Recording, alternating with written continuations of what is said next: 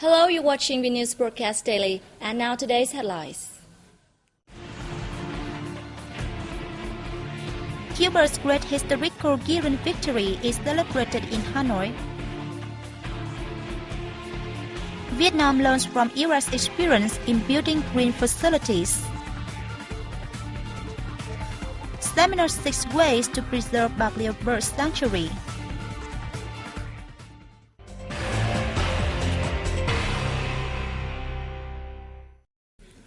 A get-together was held in Hanoi on April 16th to celebrate the 52nd anniversary of the great historical heroic victory of Cuba. Addressing the event, Vietnam-Cuba Friendship Association Vice President Nguyễn Duy Cương said the Gearing victory was of important significance for the struggle for national independence of Cuba and the Latin American region. It was also a great encouragement for the national liberation movement of third world countries, including Vietnam, he added.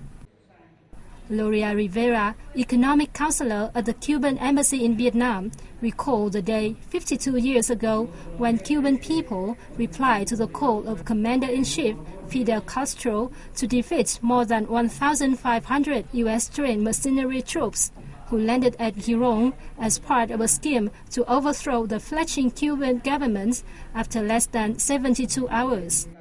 Both Cương and Gloria Rivera expressed their belief that the solidarity and friendship between Vietnam and Cuba will further develop.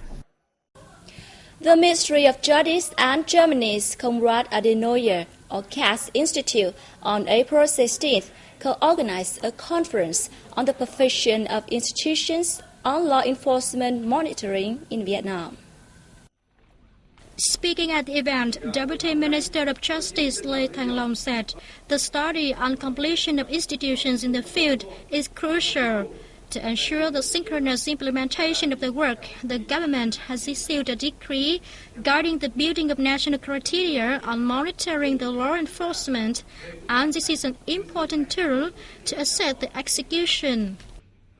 Participants emphasized the need to specify the responsibility of ministries and agencies in law enforcement monitoring, as well as regulations on coordination among and participation of organizations and individuals in this work.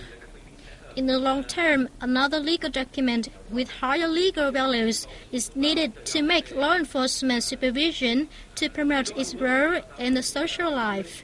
It is expected to help this work to be implemented easily in all agencies and organizations in the political system.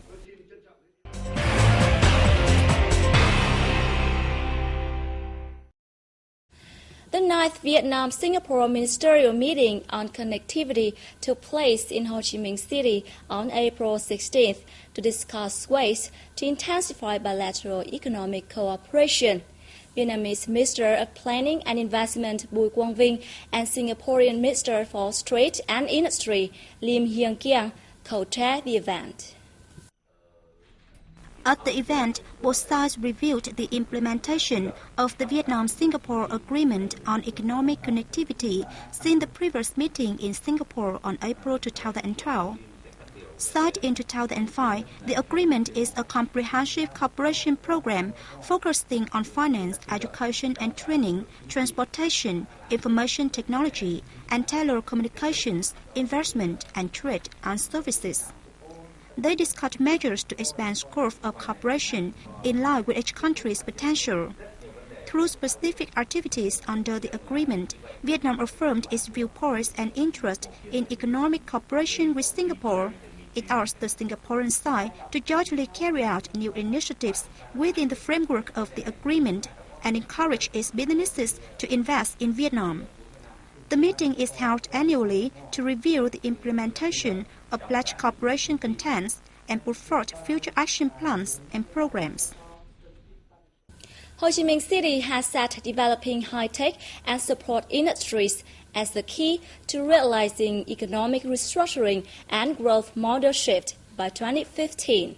A conference to promote investment in these industries was held on April 16th.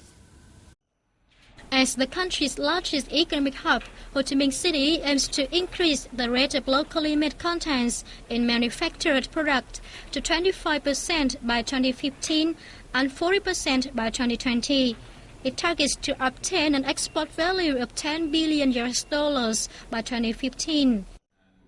Speaking at the conference, Vice Chairman of the Municipal People's Committee Lê Mạnh Hà affirmed that the city also set to increase export value of high technologies and high-tech products to account for 30% of its GDP, so that it places high-tech and support industries in the cornerstone of preferential policies offered to the engaged businesses, he added. Vietnamese and U.S. managers, researchers, consultants and constructors have gathered in Hanoi to discuss standards and solutions for green building practices in Vietnam.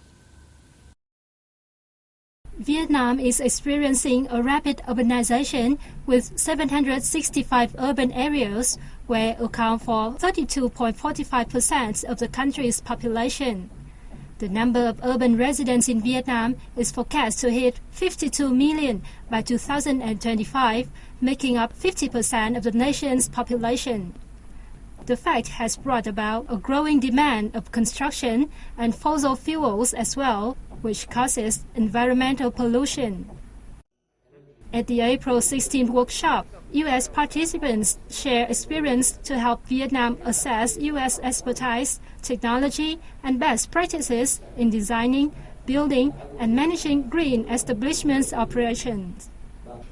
The Ministry of Construction said it is formulating a strategy on developing green facilities for the period between now and 2020.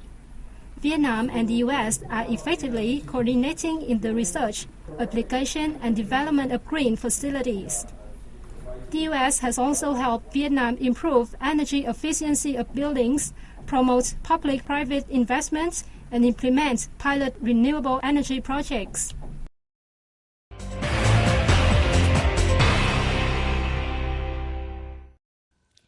The sustainable management of Bạc Liêu Bird Sanctuary was the main focus of recent seminar in the southern province of Bạc Liêu. Participants at the event, co-organized by the Provincial People's Committee and the German International Corporation, heard proposals regarding the combination of sustainable management and ecotourism. They learned about the worldwide fund for nature experience in management and conservation of marshland in the Mekong Delta. The sanctuary is home to more than 100 bird species and a population of 60,000 stock. Many of the birds are listed in the list of endangered species.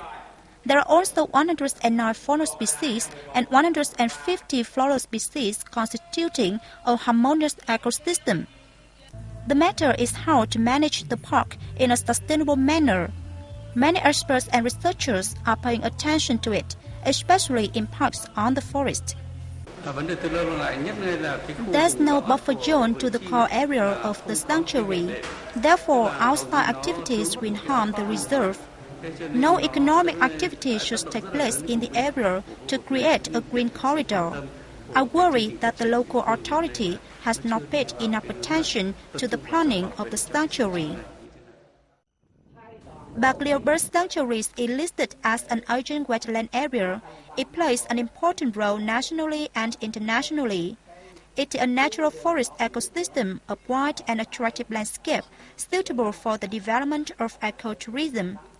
To boost the sustainable management of the sanctuary, the management board should prohibit hunting and the use of chemicals and pesticides in shrimp farming. And that has wrapped up today's program. Thanks for watching. Have a great day. Goodbye.